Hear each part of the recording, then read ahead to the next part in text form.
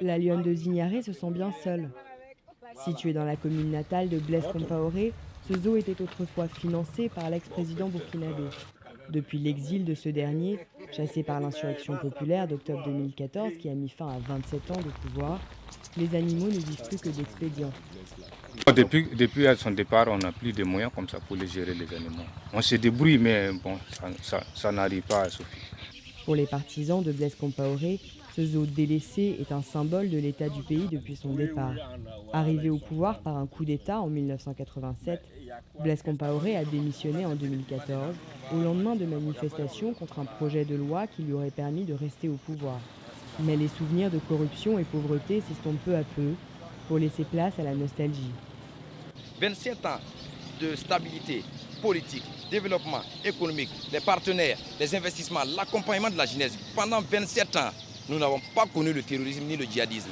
Mais aujourd'hui, avec le changement, on pleure tous les jours nos frères qui sont des forces de défense et de sécurité. Les civils sont tués.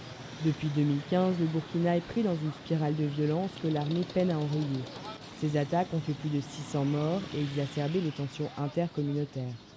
Pour Serge Bayala, membre du Balai citoyen, l'un des mouvements qui a contribué à la chute de Compaoré, les relations qu'entretenait l'ancien chef d'État avec les groupes djihadistes font partie des causes de la montée de l'insécurité. S'il faut lui concéder le fait que sous son règne, il n'y avait pas d'attaque djihadiste, bien évidemment, il n'y en avait pas, mais cela était expliqué par la corrélation directe et le territoire burkinabé qui était devenu un pied-à-terre des groupes terroristes, notamment AQMI et Al-Qaïda qui avaient établi leur siège contre la dignité populaire burkinabé, ici même au Burkina. Si certains attendent le retour de Compaoré pour retrouver la paix, d'autres l'attendent pour le voir devant la justice.